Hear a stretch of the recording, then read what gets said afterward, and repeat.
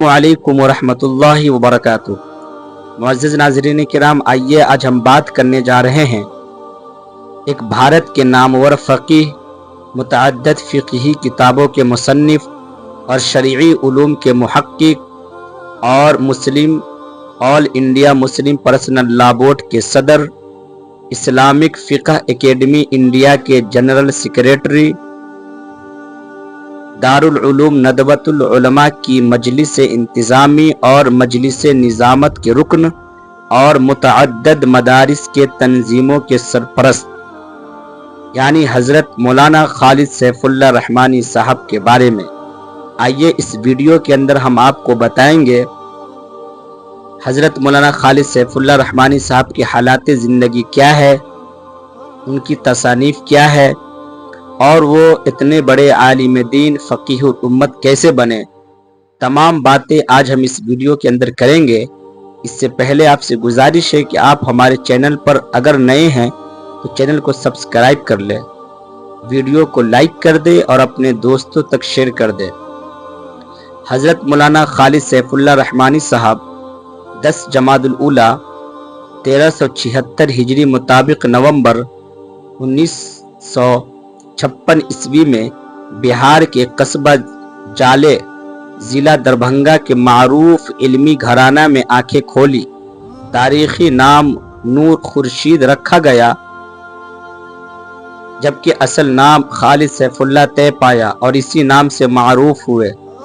वालिद हकम ज़ैनुल आबिदीन इलाका के मारूफ लोगों में थे, जबकि दादा अब्दुल अहद साहब दारुल उलूम देवबंद के फाजिल और इस दौर के अहम उलमा में थे। वो मदरसा अहमदिया मधुबनी के शेखुल हदीस भी रहे, जबकि चचा मशहूर आलिम और दीनी व मिल्ली रहनुमा काजी मुजाहिदुल इस्लाम साहब कासिमी थे और क़ज़ा के बाब में जिनका मकाम बुलंद मारूफ और मुस्लिम रहा है।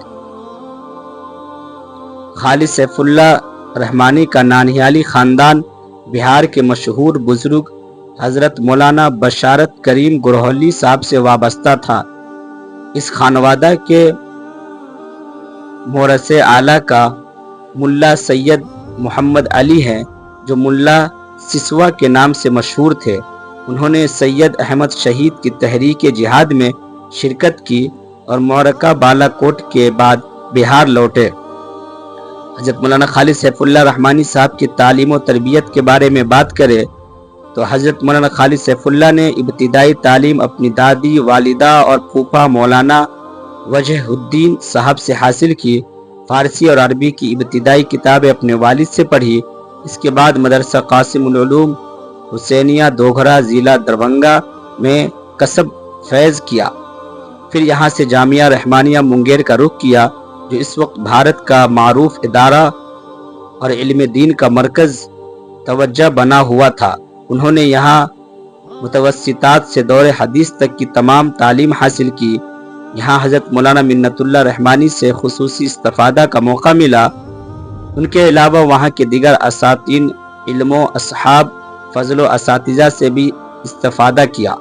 हज़रत मौलाना खालिद सैफुल्लाह के असातिज़ा में मौलाना सैयद शमसुल हक साहब, मौलाना अकरम अली साहब, हज़रत मौलाना इकराम अली साहब, हज़रत मौलाना हबीबुर रहमान साहब, हज़रत मौलाना फजलुर रहमान साहब कासमी और हज़रत मौलाना फजलुर रहमान रहमानी वगैरह शामिल है।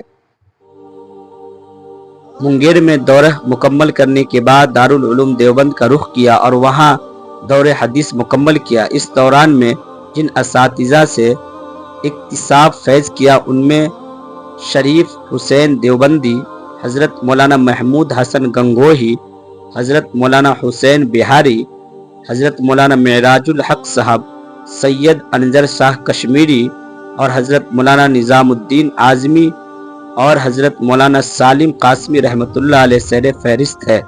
दारुल उलूम देवबंद से फरागत के बाद हज़रत मौलाना खालिद सैफुल्लाह इमारत शरिया पटना आ गए और वहीं इफ्ता व क़ज़ा की तरबियत हासिल की। इंशाअल्लाह यह है हज़रत मौलाना खालिद सैफुल्लाह रहमानी साहब की कुछ हालात ज़िंदगी। इंशाअल्लाह बहुत जल्द दूसरी वीडियो लेकर हाजिर होंगे, उसके अंदर मुकम्मल हज़रत के बारे में बताएंगे। जब तक आपसे गुजारिश है कि इस वीडियो को देखें, लाइक करें और चैनल पे नए हैं चैनल को सब्सक्राइब कर लें। अस्सलामु अलैकुम व रहमतुल्लाहि व बरकातहू।